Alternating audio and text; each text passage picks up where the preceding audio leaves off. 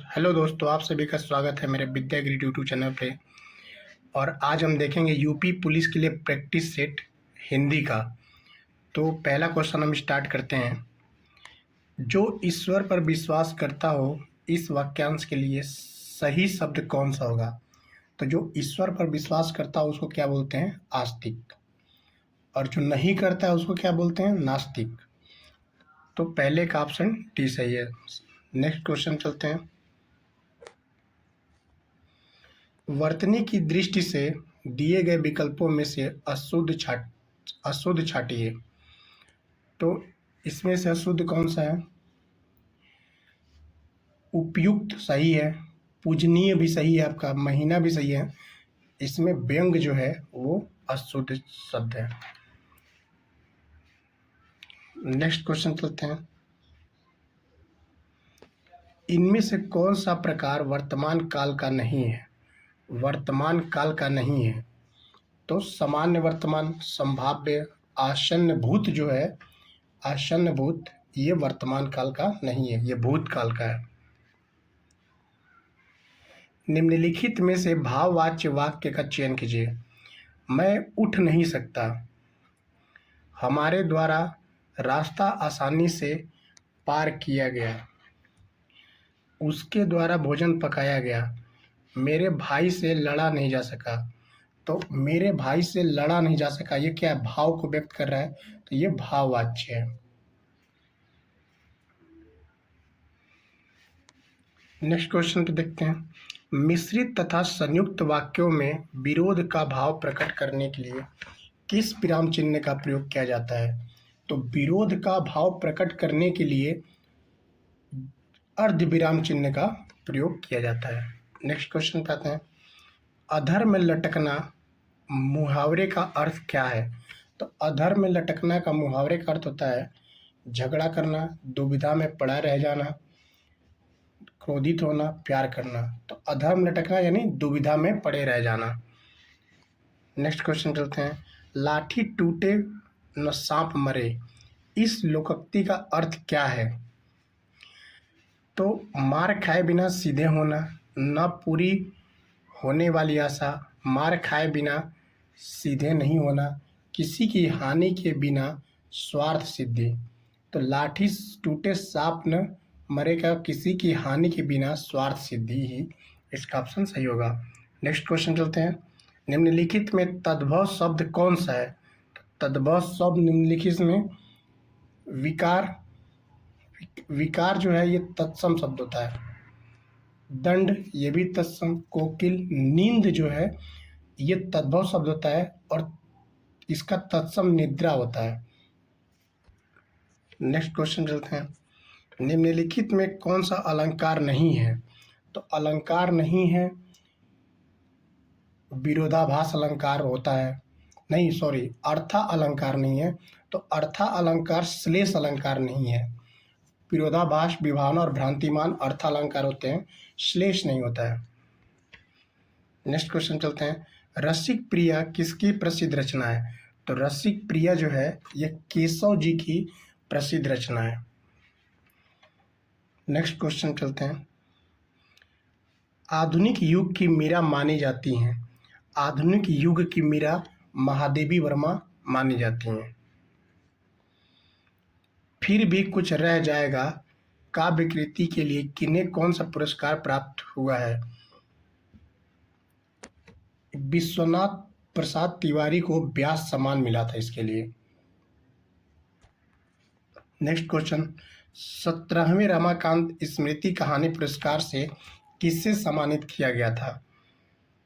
तो इसका आंसर हो जाएगा इंदिरा डांगी को। छायावाद कवियों की मूल प्रवृत्ति क्या है? छायावाद कवियों की मूल प्रवृत्ति क्या है? तो इसका स्वच्छंदता, स्वच्छंदता जो है छायावाद कवियों की मूल प्रवृत्ति है। उक्त अनुच्छेद के अनुसार कौन सा कथन सही नहीं है? तो इसमें छायावाद की प्रवृत्तियों का दर्शन 16-17 ईस्वी के आसपास दिखलाई देने लगी।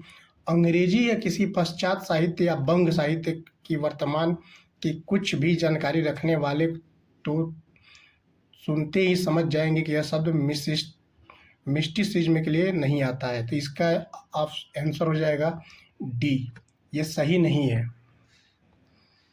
छायावाद नाम का पहला प्रयोग किसने किया? छायावाद नाम का पहला प्रयोग मुकुंदर पांडे ने किया था। नेक्स्ट क्वेश्चन चलते हैं, छायावाद के कवि कौन कौन है? छायावाद के कवि कौन कौन है? तो प्रसाद, निराला, पंत और महादेवी वर्मा जी छायावाद के कवि हैं। छायावाद की स्थापना कब हुई थी? तो छायावाद की स्थापना 1916 से 1936 में हुई थी।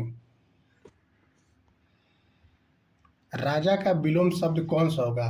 राजा का विलोम शब्द रंक होगा, राजा का रंक।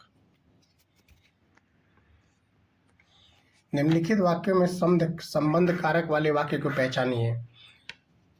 संबंध कारक, राधा का कुत्ता बहुत तेज दौड़ता है। तो इस संबंध है, कुत्ता किसका है? राधा का, तो बहुत तेज दौड़ता है। राम आम खाता है, इसमें कोई संबंध नहीं है। नेक्स्ट क्वेश्चन चलते हैं, जम्मू और कश्मीर की आधिकारिक भाषा क्या है? जम्मू और कश्मीर की आधिकारिक भाषा जो है उर्दू है। हिंदी में प्रचलित सिफारिश किस भाषा का शब्द है? फारसी भाषा का शब्द है। वर्त्य वर्ण जो है, ये वर्त्य वर्ण जो होता है न र ल स होता है। कौन होता है? न र ल स, इसको वर्त्य वर्ण कहते हैं। पटल का तद्भव रूप,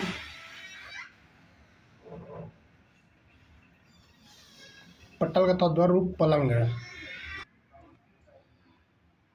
कौन सा शब्द पति का पर्यायवाची शब्द नहीं है?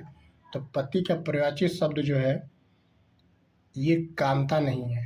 कांत, नाथ, स्वामी ये सब पति के पर्यायवाची शब्द हैं, लेकिन कांता जो है ये पति के पर्यायवाची शब्द नहीं होता है।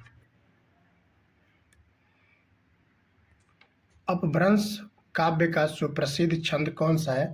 तो कड़वक नहीं, कड़वक है।